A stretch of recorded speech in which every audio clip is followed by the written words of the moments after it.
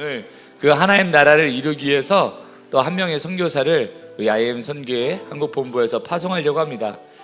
자, 끝이 아니라 또 만나게 되고 간혹 또 이제 우리가 보게 될까요? 간간히. 근데 하나님께서 우리가 처음은 아니지만 건호 선교를 파송하고 수아 선교사를 파송하면서 이제 요셉 우리 선교사를 파송하기까지 하나님께서 좀 여러 가지 생각을 하게 하시는 것 같아요. 우리 선교회가 이제는 도약할 때다 많이 생각하고 나 스스로의 도약을 받는데, 이제 선교회가 섬기는 자리에서, 보내는 자리에서 그 영역이 넓어지는 것을 보게 됩니다. 영역이 넓어진다는 것은 어떤 분야에 대한 부분도 있겠지만, 여러분들 그리고 우리가 함께했던 너무 아기 같았던 사람들이 이렇게 많이 성장했어요.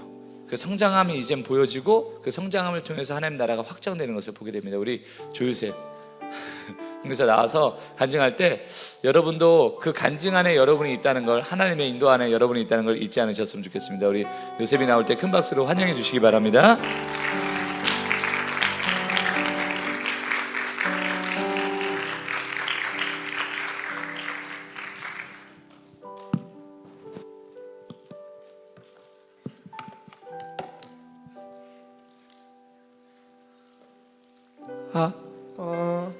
네. PPT 준비는 안 했는데요. 띄워주실 거 있으면은 뒤에 띄워주셔도 됩니다. 예. 태국 사역을 나가기 전 하나님의 은혜로 이 간증 자리에 서게 된 조요셉이라고 합니다.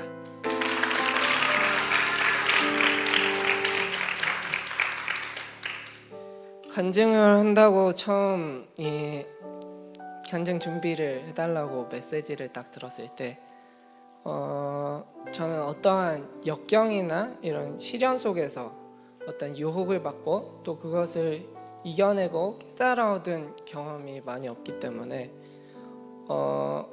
어떤 메시지나 간증을 이렇게 전해야 될지 고민을 많이 했는데요.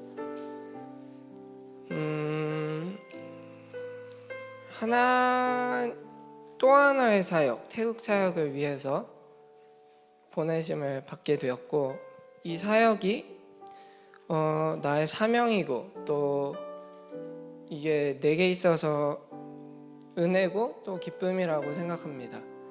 그리고 내가 이런 생각을 하고 또 이런 마음을 가지고 이런 사역을 준비할 수 있었던 이유에는 내가 이 공동체에 있으면서 이 말씀이 또 내 기반이 또 기독교적, 구속사적 세계관과 가치관이라서 그런 생각을 가지게 된 이유가 있을 텐데요. 만일 내가 그런 환경이 아니었다면, 만일 내가 이 사역을 내 눈으로 보고 있지 않았더라면 내가 이런 마음가짐을 가질 수 있었을까?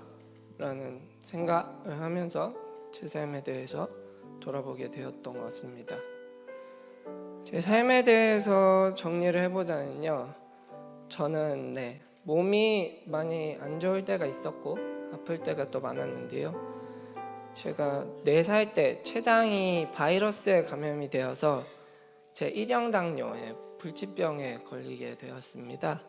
근데 췌장은요, 일단은 명치 끝에서 배꼽 사이에 상복부에 위치한 기관인데, 이게 인슐린을 분배해 혈당을 조절하는 역할을 할 수 있는데, 이해가 안 되시는 분들은 그냥 넘기시면 됩니다. 그래서 병원에 실려간 후에 아버지께서 되게 기도를 많이 하시고 또 사역을 이때 어떻게 결심을 하게 되었다고 말씀을 해주셨어요. 근데 어쨌든 이게 내가 내 사역에 대한 게 아니다 보니까 이때는 제 마음에 확 와닿지 않았던 것 같아요. 그래서 이때부터 제가 당뇨병에 걸려서 주사를 하루에 4대씩 맞게 되었고, 아침에 2대, 점심 저녁 각 1대씩 해서 하루에 3대씩을 맞는데, 어릴 때 또 3대씩 맞다 보니까 매일 울고 하루에 3번씩 울고 또 맞을 때마다 울었던 것 같습니다.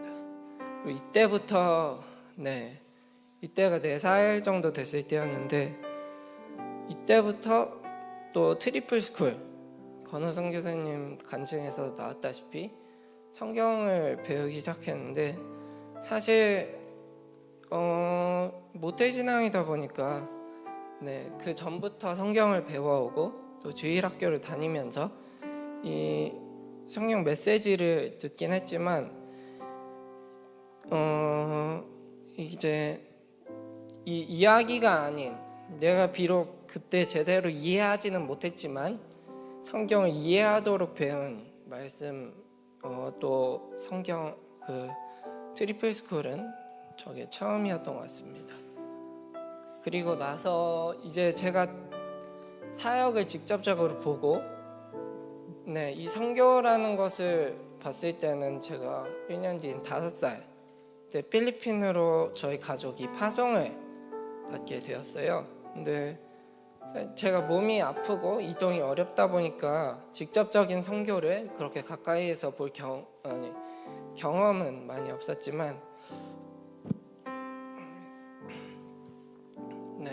경험은 많이 없었지만 내가 할 수 있는 게 없어도 그냥 그 현지 사람들을 보면서 진짜 하나님 앞에 돌아오게 해달라는 기도가 나왔던 것 같습니다. 그리고 초등학생 시절을 필리핀에서 보내면서 또 공부를 거기서 했는데요. 이제 트리플 스쿨과 제가 그때 학습을 페이스라는 교재를 가지고 했는데 이게 또 기독교 교재를 통한 공부였어요. 그래서 진짜 이 트리플 스쿨과 페이스가 지금 내가 하나님 나라를 생각하고 바라보는 데 있어서 내 기반이 이제 기독교적 세계관인 것에는 이 두 가지가 큰 역할을 했었던 것 같습니다. 그리고 이제 필리핀에서 했던 대표적인 사역들을 보면 캠프 사역하고 또 현지인 선교가 있었는데요. 캠프 사역은 사실 예수복제소 캠프에 너무 많이 해서 제 멘티가 너무 많은지라 멘티들의 이름을 다 기억하지 못하는 점 죄송합니다. 하지만 아직도 멘티를 위해 기도하고요. 또 제 멘티였던 분들을 위해서 기도합니다. 또 현지인 사역이 있었는데 현지인 사역을 갔다 돌아온 사람들의 간증을 들어보면 그 현지 사람들이 되게 어렵고 어려운 삶 속에서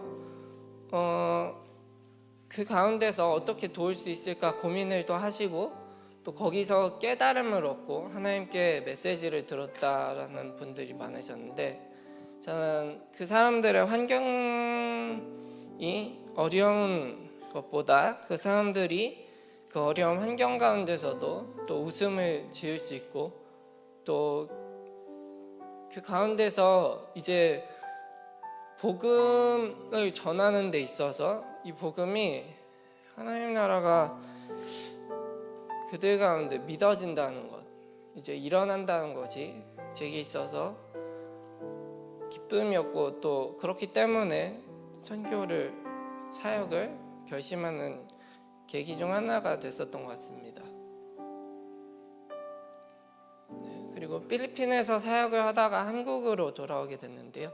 한국에 돌아오게 된 계기가 있는데 한국에 그냥 잠시 들어왔어요. 제가 병원 진료도 있고 가끔 한국에 들어와야 돼가지고 한국에 들어왔는데 그때 딱 코로나가 터져가지고 다시 필리핀에 들어가지 못하고 한국에 정착하게 되었다가 한국에서 캠프 사역과 전도 사역을 도라이드를 하다가 1, 2사 사태가 터지고 코로나가 터져서 이제 사람들이 다 빠지고 뿔뿔이 흩어지고 그리고 나서 이제 자가격리를 하고 이곳 삼천리에 들어오게 되었습니다.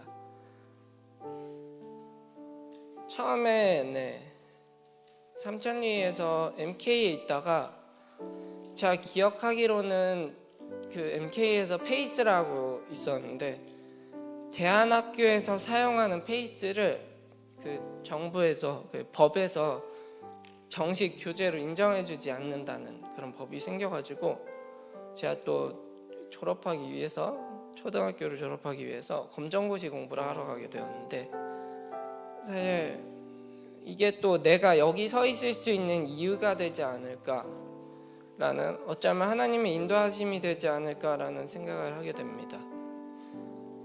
검정고시 공부를 하게 되었었는데 이제 거기서 본부 리뉴젠들과 함께 일정을 하면서 공부를 해요.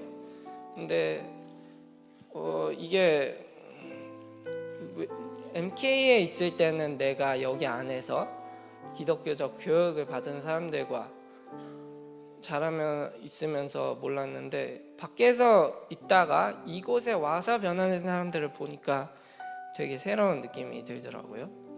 제 옆자리에 있던 형이 있었는데 그 형이 자습 시간에 미디어로 딴짓을 해서 제가 이걸 딱 보고 몰래 가서 선생님께 일렀다가 그런 식으로 이제 전혀 이제 처음 보는 그런 느낌도 있었고 내가 예상치 못했던 방법으로 구원을 받은 여러 사람들과 또 은혜 나눔 같은 것을 하면서 내가 보다 훌륭한 사람이 되어야겠다는 마음과 이런 식으로 사람들을 돌아오게 하는 선교사가 되고 싶다는 마음, 그런 마음가짐을 하게 되었던 것 같습니다.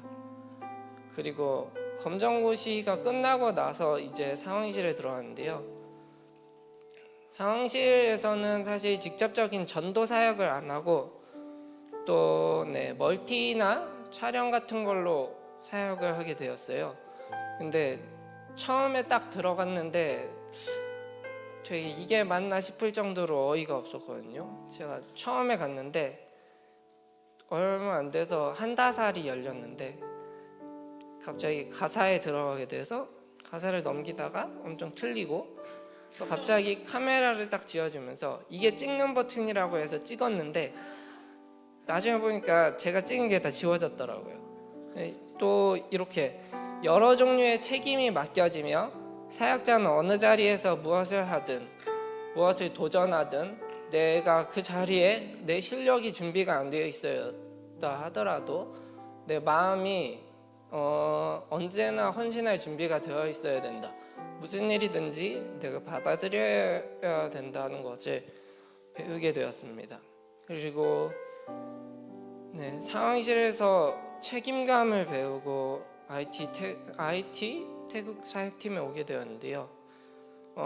처음에 태국 사역팀이 아니었어요. 그냥 IT 팀이었는데 IT 공부를 하다가 갑자기 태국으로 가야 한다고 했는데 제 마음이 이전과는 다르게 내가 이것을 갑자기 들었을 때 이것이 어이가 없는 것이 아닌 달라져 있는, 내가 하나님이 부르시는 곳에 떠난다는 것에 내가 가겠다 하는 응답하는 제 모습을 보게 되었습니다.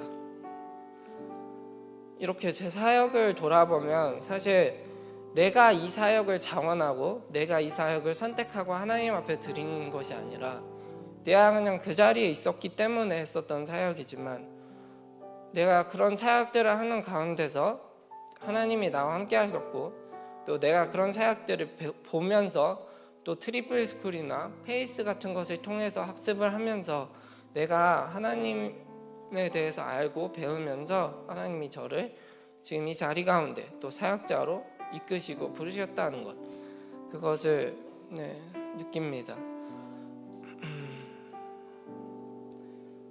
사람은 인생을 살면서 매일 매순간 선택을 하면서 살아가죠. 그 선택이 기뻐서 하는 선택일 수 있고 아니면 어려운 선택이지만 골라서 해야 되는 선택일 수도 있고 내가 원치 않지만 순종을 선택하는 걸 수도 있습니다. 하지만 어떤 마음을 해서 하는 선택인지에 따라서 결과가 달라질 수도 있죠. 지금까지의 내 사역이, 내가 했던 사역이 어떤 선택으로 이루어졌는지는 모르겠지만 앞으로의 사역은 나 스스로가 하나님께 헌신하기로, 하나님이 인도하시는 대로 하나님의 마음이 나의 마음이 되는 그런 나의 선택을 하는 사역, 그런 사역이 되기 원합니다. 여러분, 이 앞으로 살면서 또 지금까지 살아오면서 우리가 많은 선택을 했었죠. 또 많은 선택을 할 것이고요. 그리고 어려움도 있을 겁니다.